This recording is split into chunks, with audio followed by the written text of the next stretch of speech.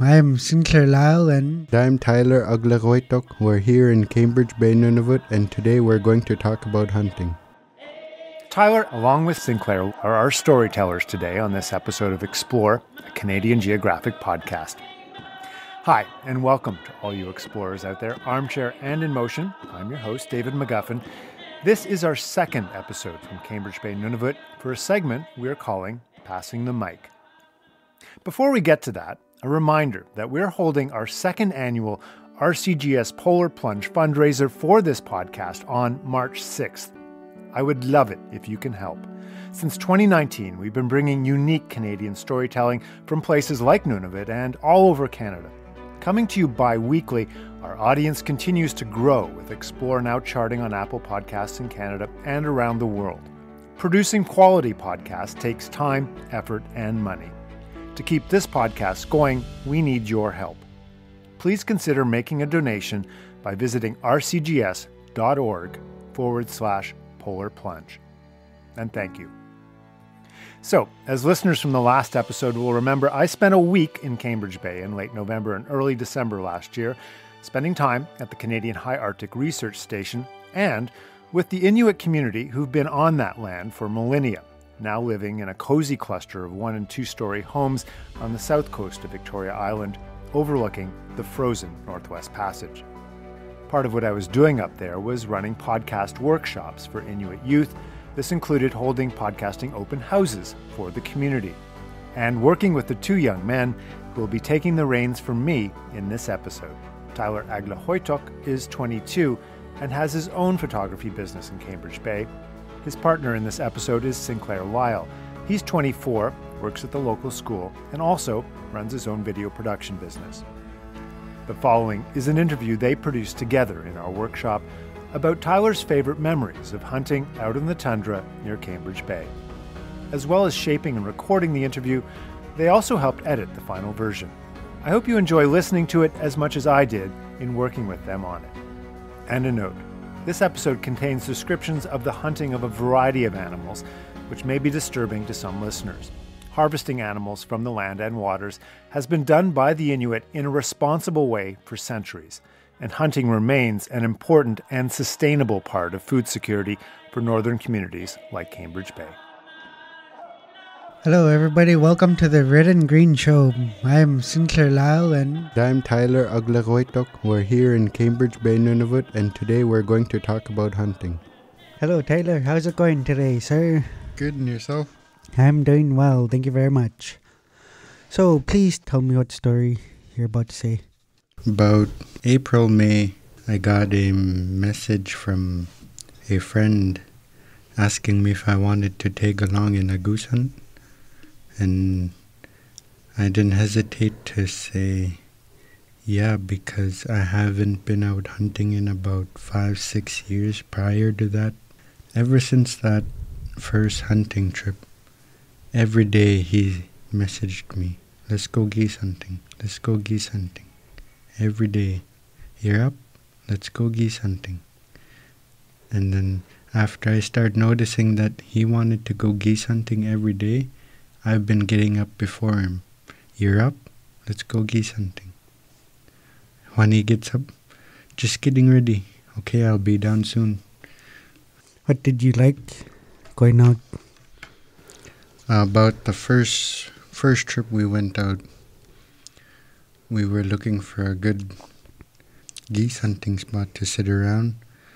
We drove up a hill, and right where we stopped, there was a falcon sitting there eating a ptarmigan. Yep. And when we stopped, it flew off. And it flew off with the ptarmigan. And I said, look, Josh, there's last bits of the ptarmigan that falcon left. And he said, oh, harsh. First time see that. And I said, me too, man. Pretty cool to see. And we finally found a good hunting spot, and about 20 minutes into sitting around, geese started coming around. We let those sit around so that more geese can come. And Josh gives me the .222, And he said, "There's some geese over there, try and go get some." Pew! Nothing. Pew! Nothing. And then about 5 shots left into the shooting. He's like, "Okay, good enough for a while. Might see some more." And then I said, "Alright." Some more geese comes. And Josh says, "Let's try switch guns. We might probably catch some." So he gives me the shotgun, and I give him the .222. Just like that, we started catching geese. Josh caught the first goose with the .222, and the rest of the geese got spooked. Boom! I dropped one with the shotgun. Nice. How long did you guys stay out that day? I was staying at the men's shelter at the time, so I had a curfew that was 11 p.m. Yep. We were out about every day from about lunchtime after 1 o'clock until my curfew. Nice. Did you have fun every time you went out? Yep. The first trip I didn't keep any geese. I gave them all away to whoever can't go out hunting. So I gave a goose to my grandmother. I gave a goose to my great-grandmother. And there's another person I gave a goose to, but I can't remember. Throughout the spring we caught about 25 to 30 geese. Nice. And throughout all those geese, I kept 2. Nice. What else did you guys see out there besides geese? About the 3rd or 4th trip we went on, I got bored of sitting around, so I went for a walk up the hill. And as I was getting comfortable in a spot, I spotted a fox. And then I was watching the fox, and then out of nowhere it starts sprinting. And then I look about maybe 20, 40 feet to the right. In front of the fox, it's chasing after a goose. A tired out goose, so it can't fly anymore. Yep. So it's just trying to flap its wings and run away on the ground. And eventually the fox got it. That was a pretty cool experience to see. What did you like about going out? Connecting with the land, spending time with a friend, having peace out where there is no cell phone service, and just connecting with each other. What was the best experience you had out of the whole trip? The best experience, me and Josh, we were laying down waiting for geese, and out of nowhere we spot about a flock of maybe 10 geese flying as fast as they can. Josh points to them and he said, "Right there, cuz, try out my shotgun or my dad's shotgun." So I aim about 5-10 feet in front of the first goose. The second goose drops. Boom. Bounces about 15-20 feet. Boom. Boom. I didn't expect to catch any of those geese because they were flying so freaking fast. And it was cool to see Josh drop 2 geese out of one flock. Nice. Out of the whole trip, what did you learn out of this? I learned how to navigate more on the west side of our Cambridge Bay territory. Because I've only grew up on the eastern side of Cambridge. So it was pretty good to get to know more of the west side.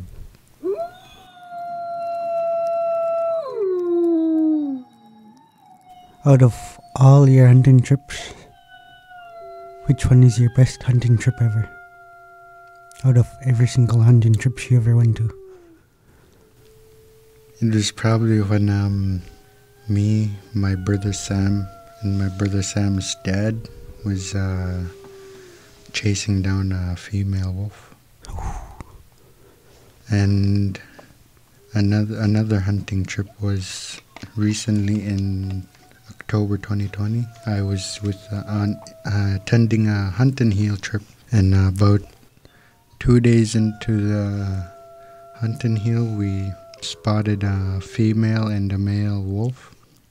For about 45 minutes to an hour, me and Ryan Agligoetok was tiring out the wolf about 45-50 feet away from the wolf, chasing it. Ryan was right behind the wolf, and I was just a bit out to the left to make sure that the wolf doesn't go more inland, because you want to keep the wolf from going more inland, because the more inland you go, the more rough it gets. So you want to keep it as close to the ocean as possible.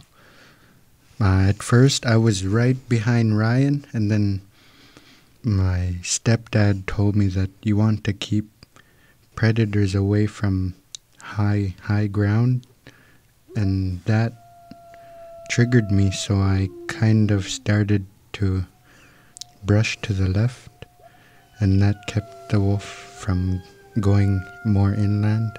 And we eventually got to tire out the wolf, and Ryan got it. Nice. That would have been my first wolf catch ever, but Ryan's belt busted on his side-by-side, and he had to take my quad. About 2 minutes into him chasing the wolf with the quad, I heard one gunshot. Boom!